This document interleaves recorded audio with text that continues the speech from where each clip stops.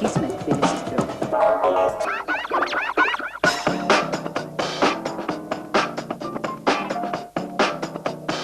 სამშაბათს ღამით მოსულმა კოკისპირულმა წვიმამ სანაპიროს ქუჩის 2 ნომრის ეზო მნიშვნელოვნად დააზიანა. ამ დაღმართზე მოვარდნილი წყალი ეზოში 1 მეტრის სიმაღლეზე დაგროვდა. სტიქიამ წყობრიდან გამოიყვანა წყლის მილები და დენის გადამცემი კაბელები. იმ დღეს ამ სახლის მაცხოვრებლები უწყლოდ და უშუქოდ დარჩნენ. ყოველ დღე უბრალოდ პატარა წვიმის დროს ანალოგიური სიტუაცია გვაქვს და ანალოგიური პრობლემების წინაშე ვდგებთ. ჩვენ ვითხოვთ მხოლოდ ერთადერთს რომ ის შემოსასვლელი თაღი დაიკეტოს აბსოლუტურად ამაღლდეს უბრალოდ ბარდიული და ამით გადაწყდება უბრალოდ პრობლემა. ამას არც დიდი თანხა უნდა და არც დიდი ფულის ჩადება. ამ ეზოში ბევრი რამ თავად მოსახლეობამ გააკეთა და ააშენა. როგორც ისინი ამბობენ, მთავარ შემოსასვლელ თაღთან გზასაც თვითონვე აამაღლებენ. ოღონდ ამის ნებართვა მისცენ. ეს ეზო რამდენიმე ათეული წლის წინ სხვანაირად გამოიყურებოდა. არაჩვეულებრივი ფილმი ჩვენი ეზო სწორედ აქ შეიქმნა. მისი პერსონაჟები სწორედ აქ იზრდებოდნენ. თუმცა ჩვენს ეზოს პირვანდელი სახე თბილისში ყოველი წვიმის შემდეგ ეკარგება. შევხვდი მოსახლეობას იქაც აღვქვი დახმარება დღეს შევხვდებით კიდე ერთხელ მათ და კონკრეტულად გავწერთ თუ რა ღონისძიებებია ჩასატარებელი იქნება დატბორილია სარდაფები გამოსული ამ წყობრი და კაბელები და ჩვენ ალბათ პირველი რიგის ღონისძიებებს დღეს გავწერთ და სამუშაოებს დავიწყებთ. წვიმების შედეგად დაზიანებული ქუჩებისა და ეზოების აღდგენითი სამუშაოების ჩატარებისა და არსებული პრობლემების მოგვარების მიზნით მერიაში თბილისის მთავრობის ვიცე-პრემიერთან ყოველდღიური თათბირი იმართება. შემუშავებულია გეგმა თუ რა მონაკვეთი როდის უნდა გაკეთდეს. რამდენიმე დღის წინ დედაქალაქის ქუჩები წვიმის წყლით დაიფარა. შეფერხდა მოძრაობა, მოსახლეობა პანიკამ მოიცვა. ქალაქის მერი სამსახურებთან ერთად თავად გავიდა თბილისის ქუჩებში და მოინახულა დაზიანებული ობიექტები. საგანგაშო არაფერია. სამუშაოები უკვე სწრაფი ტემპით მიმდინარეობს. იმ დღეს 14-ში ღამე 14-15-ში გაიხსნა ყველა გზა, ყველა სანეაღვრე კოლექტორმა მიიღო წყალი, ცხაურები ამოიწმიდა. ეხლა სადაც დავდიოდეთ ნახეთ თქვენ რომ სანეაღვრე სამსახური აგრძელებს სამუშაოებს რაც ამოტანილი იყოს ეს ტალახები და შემდგომ თუ კიდე წამოვა წვიმა რომ მზად იყოს იმისათვის რომ მიიღოს და გაატაროს და არ დაიტყოროს ქუჩები. ამასთანავე პარალელურად ყველა რაიონი, ესე იგი ხუთივე რაიონი გამოსულია და დღესაც აი ხედავდით ალბათ შემოვლის დროს რომ ის ჩამოტანილი ტალახები გადის, იწმინდება, მეზოები მუშაობენ, ასუფთავებენ ამ ქუჩებს და იმ დონემდე მიყავთ რომ პირვანდელი მდგომარეობა მიიღოს, რომ არ იყოს ესე იგი ანტისანიტარია და არ იყოს დამინძურებული ქუჩები. როგორც გაერკვა ქალაქის წყლით დათბორვა სანიაღვრე კოლექტორების გაუმართავობის გამო არ მომხდარა. ეს ფოთლების ტალახისა და თავად ჩვენი მოსახლეობის უყურადღებობის ბრალია. ქუჩაში დაყრილი ნაგავი გაიჭედა კოლექტორებში და წყლის დინება სწორედაც რომ მაგიტომ შეფერხდა. ამიტომ დროა რომ ხშირად დამნაშავეები ჩვენს გარშემოც ვეძებოდა. 60% მოვიდა მთელი თვის ნალექის ერთ დღეში. წარმოვიდგინეთ, ახლა ესეთი რამე არ ხდება, იშვიათობა არის.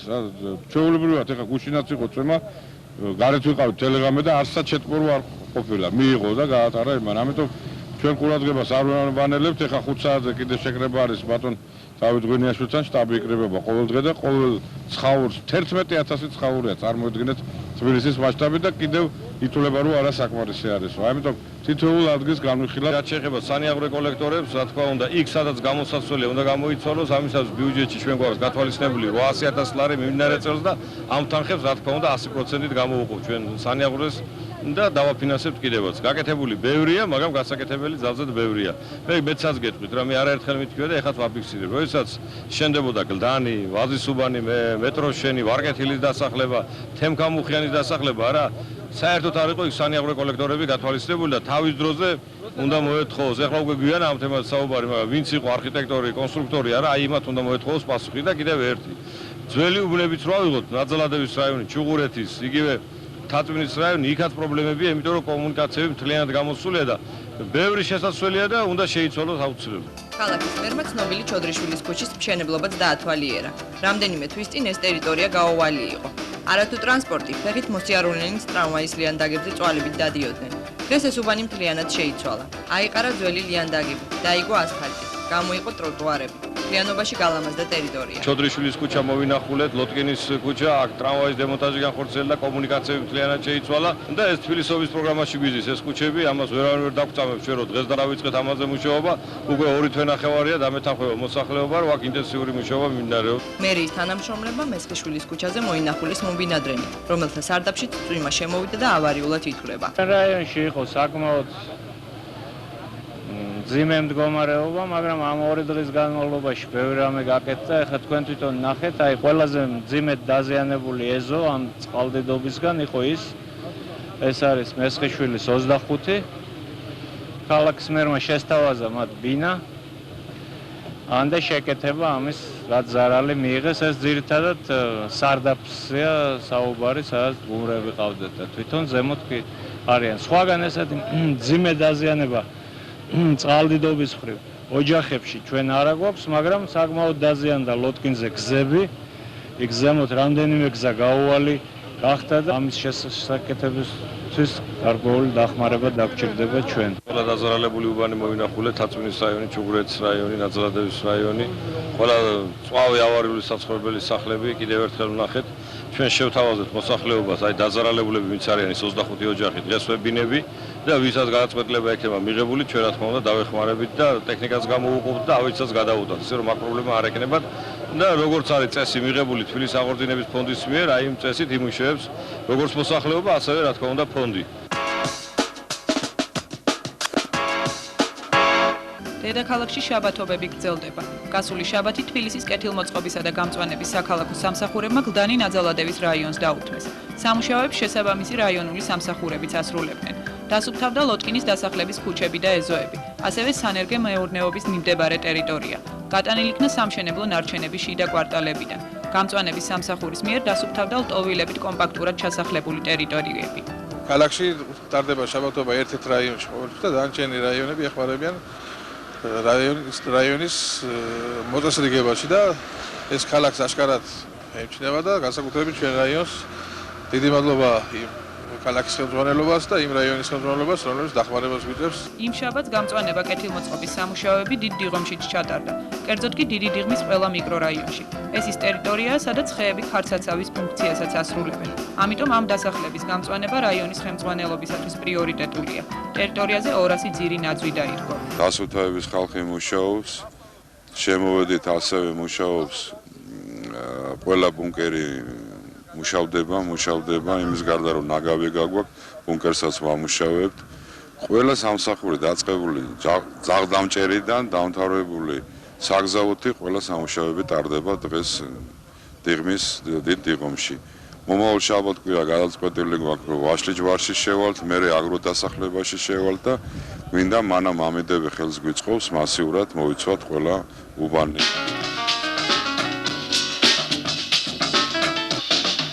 ქიაჩელის ქუჩაზე დგას სახლი, სადაც 10 წლების განმავლობაში ცხოვრობდა და მოღვაწეობდა ელენე ახვლედიანი.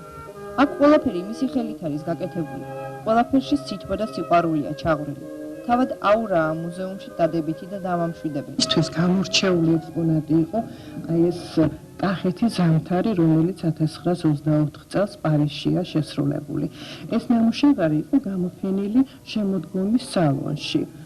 და გამოფენა დაათვალიერა პიკასომ. ძალიან მოეწონა ეს ნამუშევარი და შესთავაზა მხატვარს ვიყიდიო ამ ნამუშევარსო. ქალბატონი ელენა ძალიან არაორდინალური პიროვნება იყო და ისეთი კახური პირდაპირობით მიახალა, რომ შენ თუ მოგწონს მეც ძალიან მომწონს ეს ნამუშევარი და ამას არასდროს არ გავყიდიოთ. ადრე თბილისობის დღესასწაულთან დაკავშირებით შოთა ყავლაშვილი რესტავრაციას უკეთებდა თბილისის რომელიმე ძველ უბანს. ეს კი ძირითადად ელენე ახვლედიანის ქალაქის პეიზაჟების გამოყენებით ხდებოდა ხოლმე. მეთქებადი და ემოციური ხასიათი ყოველ მის ცხოვრებისეულ თუ შემოქმედებით ნაბიჯში იგრძნობოდა. მისი პირადი ცხოვრებაც ხელოვნებასთან იყო გაიგივებული. 1975 წლის დეკემბერში ელენე ახვლედიანმა ბოლო შტრიხით სწორედ აი ამ ქალაქის პეიზაჟზე გააკეთა. მის შემდეგ აქ დრო გაჩერდა.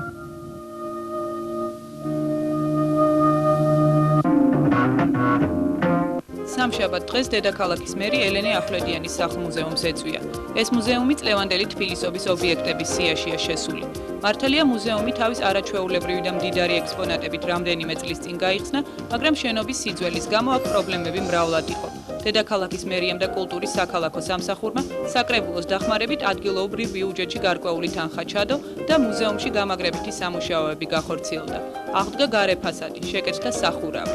ქვე ფუნქციონირებს ესეთი ლიტერატურული თეატრი, რამოდენიმე ახალგაზრდა და კვირაში რამოდენიმე ლიტერატურულ სპექტაკლს აძლევენ მაყურებელს. აქ ძალიან ხშირი სტუმრები არიან საქართველოში აკრედიტებული ელჩები, მათი მეუღლეები და ჩვენ გვიხარია, რომ მერიამ და ბატონ ვანო ზოდელავას მეშვეობით გარკვეულად მუზეუმი დახურვას და სიკვდილს გადავარჩინდა. ყოველ წელს იქნება ბიუჯეტში დაახლოებით 25,000 ლარი, ეს თანხა არის სასაცილო, ამის მაგრამ იცით რომ როდესაც არ არის მუზეუმი მერის დაქვემდებარებაში, ძნელია დაფინანსება, მაგრამ წინა საკრებულომ ნამდვილად ვაჟკაცურად დაგვიდგა გვერდში და ეს თანხა ბიუჯეტში გავითვალისწინა. მერიის დახმარებით აქ ელექტროენერგიისა და წყლის პრობლემაც გადაწყდა. მე მინდა პირველ რიგში დირექტორს მადლობა გადავუხადო, ძალიან ენერგიული ქალბატონია. აი ამასაც ხედავ თქვენ, მისი შენარჩუნებულია სულ ყველაფერი, მithumetes იმ დროს როცა დაფინანსება ძალიან წირი აქვს მათ და ჩვენ ვთხოვეთ, რომ ქალაქის ბიუჯეტის დაფინანსებაზე თუ გამოვა, რა თქმა უნდა, უფრო მეტ პრობლემას გადავუწყვეტავთ. ეხლა გათბობის სისტემა უკვე გამოყვანილია, ჩვენ მონტაჟი დამორჩენილი გვაქვს, წყალკანალი კარგად მუშაობდა. ეხლა კიდე პატარა საკითხები გადასაწყვეტი გათბობასთან დაკავშირებით და ღუმელები მინდა დავდგა ოთახში, რომ გათბობა ნორმალურად ფუნქციონირებდეს.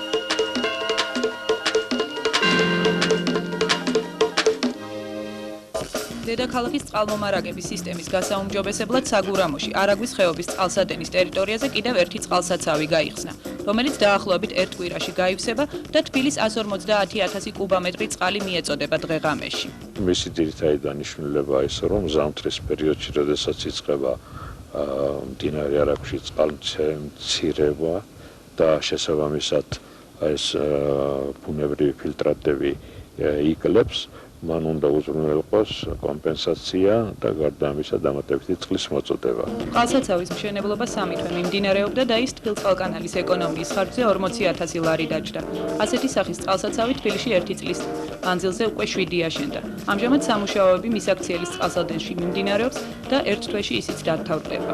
ვარკეთილს ახლა თბილისობაზე უკვე დავტვირთავთ და ვარკეთილის პრობლემას ფაქტიურად ჩვენ გადავწყვეტავთ ვარკეთილი ვაზის სუნის მოსახლეობის საყურადღებოდ, გლდანის მაღლივი კორპუსები და მე-6, მე-7, მე-8 მიკრორაიონი. აი ამ პროექტთან დაკავშირებით მსოფლიო ბანკი, თბილისწყალკანალი, მერია უკვე ინტენსიურად მუშაობს და ჩვენ მიმდინარე წელს ვერ დავიწყოთ, მაგრამ გაიცად დავიწყოთ ამ პროექტის განხორციელებას და მაშინ ქალაქში შეიძლება ითქვას, რომ ძალიან დიდი შეღავათი იქნება სასმოწყალთან დაკავშირებით.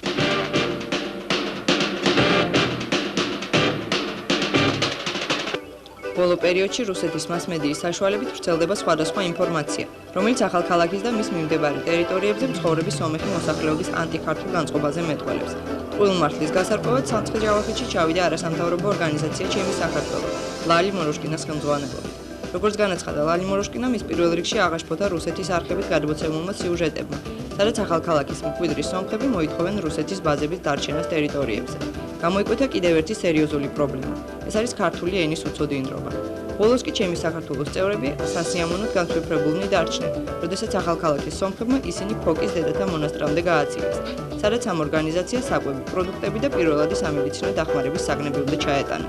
არის ის ხალხი, რომელიც არაჩვეულებრივად გიღებს, მათ მშვენივრად აქვს გათვითცნობიერებული, რომ ისინი საქართველოს მოქალაქეები არიან, ისინი არიან მინდა ვთქვა, რომ ძალიან მეტად უფრო პატრიოტები, ვიდრე შეიძლება უფრო გენეტიურად ისეთ სუფთა ქართველები, იმიტომ რომ ძალიან ბევრი სიკეთე აქვთ გაკეთებული. ის რომ ახალ ქალაქში ძალიან წყნარი, ძალიან სტუმართმოყვარე სიტუაცია, ესეც სწორედ აი ამ ახალ ქალაქელების ძალიან დიდი დამსახურება, სწორედ იმ ეთნიკური სომხების დამსახურებაა და სამთავრობო ორგანიზაცია ჩემი საქართველოს წარმომადგენლებთან ერთად ჩამოვიტანეთ ჰუმანიტარული დახმარება. ძალიან დიდი დახმარება გაგვიწია ბატონმა დავით პავლიაშვილმა, დავეხმარეთ მედიკამენტებით და შესახვევი მასალით. ამასთანავე სურვილი გქონდა შეგვემოწმებინა ჯანმრთელობის მდგომარეობა დედების და თუ კი რაიმე ისეთი სერიოზული დახმარება დავინახეთ, რომ ჭირდება, ვაპირებთ სერიოზული სამეცნიერო ჯგუფით ჩამოსვლას. თბილისობის დღესასწაულზე დედაქალაქს კიდევ ერთი საავადმყოფო შეემატება. ეს გახლავთ აკადემიკოს ღუდუშაურის სახელობის მრავალპროფილიანი კლინიკა, რომლის ანალოგი სამხრეთ კავკასიაში არ არსებობს. ეს იქნება ერთ-ერთი ასეთი რეფერალური ტიპის მრავალპროფილიანი საავადმყოფო, საერთაშორისო სტანდარტებით როგორც ტექნოლოგიურად, ისე თანამედროვე ტექნიკით აღჭურვილი, ამავე დროს დაკომპლექტებული საკონკურსო წესით, მაღალკვალიფიციური კადრით და რაც თავარია, იმუშავებს სრული დატვირთვით და მას ექნება სრული სახელმწიფო მხარდაჭერა. აქედან გამომდინარე, ვფიქრობთ, რომ ეს საავადმყოფო გახდება ერთ-ერთი სამაგალითო საავადმყოფო, სადაც ყველა ადამიანისათვის გადაუდებელი სამედიცინო დახმარება აბსოლუტურად სახელმწიფო პროგრამების ფარგლებში ხელმისაწვდომი იქნება. შენობა ჯერ კიდევ საბჭოთა პერიოდში აშენდა და აქ მოგვიანებით ტრავმატოლოგიური ინსტიტუტი განთავსდა. 1996 წელს, როცა მსოფლიო ბანკის ჯანდაცვის პირველ პროექტს მოეწერა ხელი, საავადმყოფო მის ფარგლებში მოექცა და დაიწყო საავადმყოფოს რეაბილიტაცია. მობილიზებული იქნა მსოფლიო ბანკის თანხები, ასევე იაპონიის მთავრობის გრანტი, კერძოდ კი 2,5 მილიონი დოლარის აპარატურა. საავადმყოფოს კადრების მომზადებაში შვედეთის მთავრობაც მონაწილეობდა. კადრების მომზადებაში USAID-იც იღებდა მონაწილეობას. პროექტი თანადაფინანსებით გახორციელდა. მსოფლიო ბანკთან ერთად მის მშენებლობას ქვეყნისა და დედაქალაქის ბიუჯეტები აფინანსებდნენ. მილიონ ლარს გადააჭარბა უკვე თანადაფინანსება და სოლიდური წვლილი შეიტანა, როგორც ხედავთ, ქალაქმა და რა თქმა უნდა, როდესაც უკვე ხელშეკრულება გაფორმდება, თანადაფინანსებიდან გამომდინარე, ამ ერთობლივ წარმოებაში სოლიდური სიტყვა ყოველთვის ექნება ქალაქის მერიას. როგორც ხედავთ, უკვე სამუშაოები მთლიანად დასრულების სტადიაშია, კომუნიკაციები მთლიანად ქალაქის მერიამ თავიდანვე ჯერ დემონტაჟი და მერე მონტაჟის შედეგად შესრულებული იქნა. გარე გაყვანილობები, მოპირკეთება, მიმდებარე ტერიტორიის გამწვანება, კეთილმოწყობა, გარე განათება, წყალმიმღებები, წყალკანალი, თბილწყალკანალი, აბსოლუტურად ყველა სამსახური ინტენსიურად ჩართული იყო, მუშაობდა და დღეს შეიძლება ითქვას, რომ ეს სამუშაოები უკვე მთლიანად დაფინანსებულია. ჩვენ ვფიქრობთ, რომ იანვრიდან 4 კლინიკა გადავიყვანოთ მუნიციპალურ დაფინანსებაზე, აი ეს კლინიკა ერთ-ერთი იქნება, სადაც 75%-ს აიღებს თავის თავზე ქალაქის მერია და ჯანმრთელობის სამინისტრო, 25%-ს ავადმყოფი, რომელიც სამკურნალოდ მიმართავს ამ კლინიკას. ამის გარდა ვფიქრობთ, რომ პირველი საავადმყოფო, მერვე საავადმყოფო და რესპუბლიკური საავადმყოფო. რა თქმა უნდა, მთავარია თანხები და თუ თანხები იქნება, ეს პროგრამა მთლიანად განხორციელდება. ღუდუშაურის კლინიკა თბილისობისთვის გაიხსნება. გახსნიდან ერთ თვეში კლინიკა პირველ პაციენტსაც მიიღებს. თბილისობის დღესასწაულზე მერიაში კიდევ ერთი დაჯილდოვება მოხდება. საპატიო თბილისელებთან ერთად მერის სახელობითი მედალითა და სიგელით 2001 წლის დედაქალაქის საუკეთესო ბიზნესმენი დაჯილდოვდება. ამ კონკურსს საქართველოს პრეზიდენტის ოფიციალურ გამოცემათა სამსახური და თბილისის მერია ატარებს. მარკეტინგის სამეცნიერო კვლევითმა ინსტიტუტმა შეიმუშავა წარმატებულ მეწარმეთა გამოვლენის მეთოდიკა და ექსპერტებთან ერთად შეირჩა ის კრიტერიუმები, რომლითაც მოხდება ფირმების საქმიანობის ეფექტურობის შეფასება. დამატებითი ინფორმაციისთვის დარეგეთ 93 29 66 99 92 83. 23:03:67 გისმენთ თბილისის დროით. ყურადღება, თუ დედაქალაქის პრობლემები თქვენი პრობლემებია. TBC TV სტუდია გახლავთ ჩანს, რომ ელაპარაკოთ ქალაქის მერიას, გამგებლებს, საკრებულოს. დაუსვათ მათ ნებისმიერი შეკითხვა და მოითხოვოთ პასუხი TBC TV-ს ასემაში თბილისის დროით. ვიცხოვროთ, ვიფიქროთ თბილისის დროით.